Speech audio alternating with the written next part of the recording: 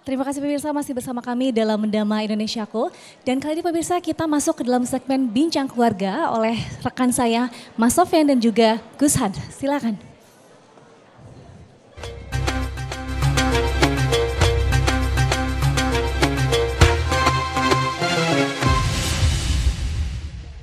Baik, terima kasih pemirsa. Kita kembali di Mendama Indonesiaku dalam segmen Ngobrol Syariah. Saya sudah bersama Gus Han.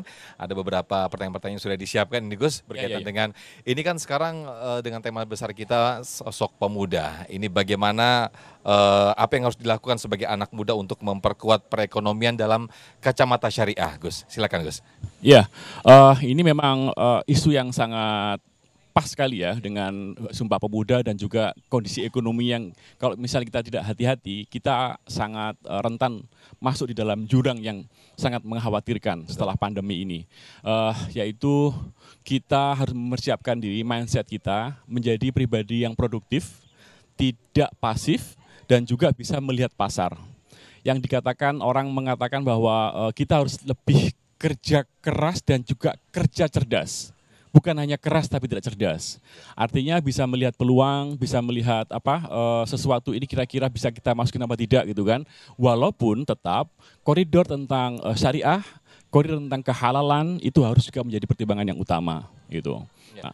Iya, sekarang ini juga banyak terjebak sekali dengan adanya banyak pinjol, kemudian juga ini sangat menggiurkan. Apalagi iklan-iklan yang ditampilkan adalah sosok pemuda di dalam pinjol itu ya. Ini bagaimana untuk mengantisipasi itu sebagai seorang pemuda yang gelora darah mudanya ini cepat sekali untuk bisa terpengaruh dengan wah saya harus segera mandiri, kemudian juga ada iming-iming pinjaman-pinjaman online yang sangat mudah sekali. Ini bagaimana mengantisipasi atau memberikan saran atau pesan kepada anak-anak muda ini, Gus Han? Sering kita terobsesi dengan pribadi yang lain. Sering kita terobsesi dengan sosok yang lain tanpa memikirkan bagaimana prosesnya sehingga dia mencapai itu. Sehingga ketika kita melihat orang yang sukses dan hanya mendengarkan dari ucapan mereka saja di atas panggung sebagai motivator, maka yang ia lihat dianggap bahwa itu didapatkan secara instan. Sementara kenyataannya dia mencapai itu melalui sebuah proses yang panjang. Maka kemampuan dan keyakinan kita untuk mendapatkan sesuatu dengan proses yang panjang itu harus kita tanamkan dalam benak kita. Sehingga ketika kita melihat sosok tertentu, maka kita tidak harus menduplikasi persis dengan apa yang sosok mereka. Tetapi kita sesuaikan dengan kemampuan kita, latar belakang kita, dan juga kondisi real yang ada dalam diri kita. Gitu. Ya, ya. Nah, Gus Han, ada statement, ada yang mengatakan seperti ini, seorang pemuda atau kita sebagai orang tua sebaiknya mendidik anak jangan untuk dibiasakan menabung, tapi bersedekah. Nah, ini apakah hal yang salah atau sebetulnya masih ada betulnya? Karena memang sedekah itu sebenarnya Allah akan menggantikan yang lebih besar. Ini bagaimana dengan pengajaran seperti ini? Ya, pernyataan itu tidak salah tapi kurang tepat. Karena memang ad-dunya mazratul akhirah, jadi segala sesuatu itu harus dihitung dan juga dilakukan secara ilmu-ilmu dunia. Karena kita hidup di dunia, ya kan? Sama halnya ketika kita lampu itu mati, kalau kita mengucapkan Bismillah, mudah-mudahan lampu itu hidup, apakah cukup sudah hidup? Ya, tidak mungkin. Tetapi harus ada upaya untuk datang ke sana dan membuka kliknya untuk menyalakan lampu itu. Artinya ada ikhtiar. Ikhtiar adalah sunatullah. Ada sunatullah nah, di situ, kadang-kadang kita lupa tentang sunatullah itu. Jadi doa itu bukan berarti menjadi sesuatu yang simsalabim, tapi doa itu membuat segala sesuatu yang kita lakukan menjadi berkah, menjadi sesuatu yang diridhoi Allah SWT. Maka harus beriringan antara ikhtiar dan doa. Nah, ikhtiar ini adalah menabung, doa dalam eksekusinya yaitu dengan cara bersedekah. Nah, ketika sedekah kita tanpa ada motivasi untuk minta kembalian, maka itu adalah sedekah yang betul-betul berkah bagi kita semuanya. Tapi kalau ya Allah saya bersedekah demi ini, demi itu dan sebagainya, nah itu kayaknya levelnya masih hitung-hitungan dengan Gusti Allah. Padahal sementara kita kan sebaiknya jangan hitung-hitungan dengan Gusti Allah ketika kita beramal. Gitu. Ya, bahkan ada yang saya menjumpai langsung ini ketika ada orang bersedekah, itu sudah mau mengeluarkan uang nih Gus, tapi dia masih berpikir ini bakal kembali lagi nggak uang saya sampai Nah, Kita ngitung-ngitungan Gus ya. ini masalahnya salah satu pemahaman yang mungkin terlalu kesana gitu kan. Ya, Padahal terlalu hitung-hitungan tadi ya Gus ya. hitungan tadi seakan-akan saya akan bersedekah sekian pasti Allah akan kembalikan sekian. Nah berarti kan nggak ikhlas dong. Oke. Ya kan, maka penuhi dulu kemampuan kehidupanmu, maka baru kita berpikiran yang lain.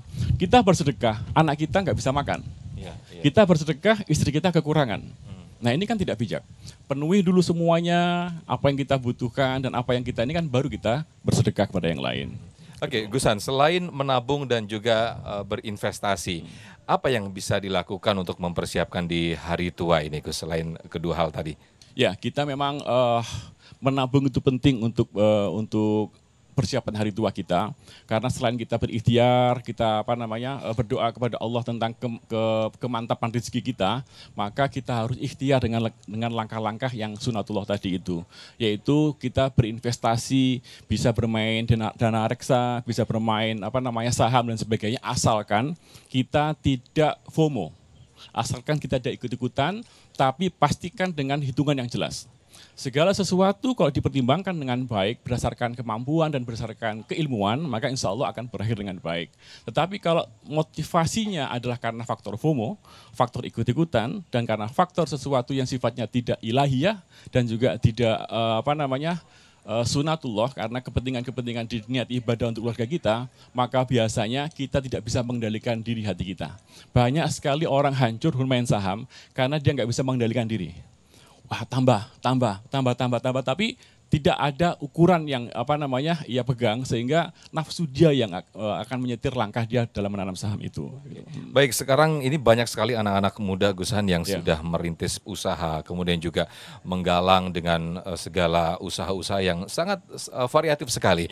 Nah, kemudian ketika usaha itu maju, mendapatkan penghasilan yang banyak, namun sepertinya tidak siap. Ada beberapa pemuda yang sepertinya tidak siap ketika mendapatkan kerugian kemudian atau jatuh begitu.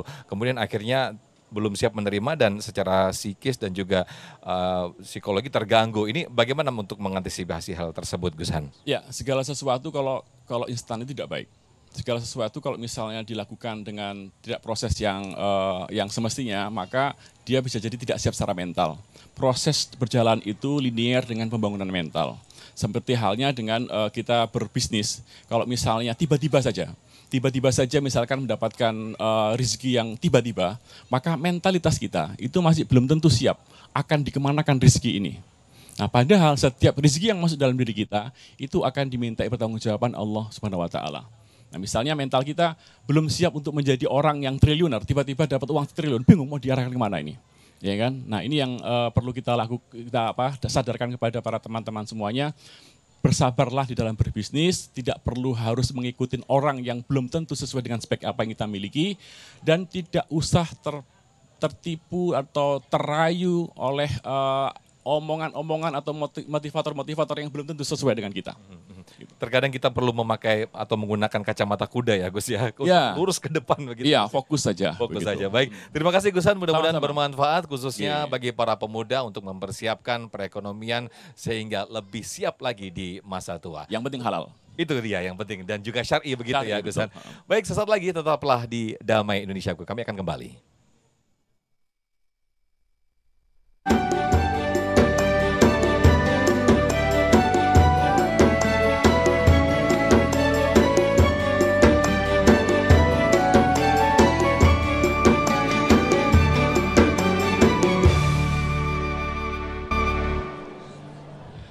Baik, terima kasih pemirsa, masih di Damai Indonesiaku dengan tema yang sangat menarik sekali, yaitu pemuda Islam dan tantangan zaman ya Sasa. Kita telah mendengarkan tausiah dari guru-guru kita. Sebelum kita akhiri dan kita tutup dengan doa, 1 menit atau 2 menit yang akan disampaikan konklusi oleh Ustadz Arifin Nugroho, pesan-pesan bagaimana sosok pemuda yang ideal dalam Islam. Silakan Ustadz Arifin.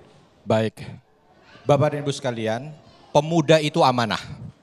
Pemuda itu adalah amanah yang harus kita pertanggungjawabkan di hadapan Allah Subhanahu wa taala. Ingin melihat bagaimana peradaban satu bangsa di kelak kemudian harinya, maka lihatlah pemudanya. Maka kita sebagai orang tua, pegang amanah ini dengan baik. Dan wahai pemuda, Andalah masa depan peradaban bangsa ini. Ingin melihat bagaimana bangsa ini ke depan, maka bisa dilihat dari mereka yang ada saat ini. Insya Allah mudah-mudahan pemuda yang baik di bangsa ini akan menghasilkan peradaban yang baik di kelak kemudian hari. Amin. Amin, amin ya rabbal alamin. Terima kasih Ustaz Arifin, Gus Han dan juga Ustazah Aini yang telah memberikan tausiah kepada kita semuanya. Mudah-mudahan memberikan semangat tersendiri bagi khususnya bagi para pemuda di Indonesia ini. Amin ya rabbal alamin. Akhirnya saya Muhammad Sofyan. Saya Sabrina Raisa. Dan seluruh kru yang bertugas dan juga Sarung Wadimar tentu Sarung kita mengucapkan terima kasih. Wassalamualaikum warahmatullahi wabarakatuh.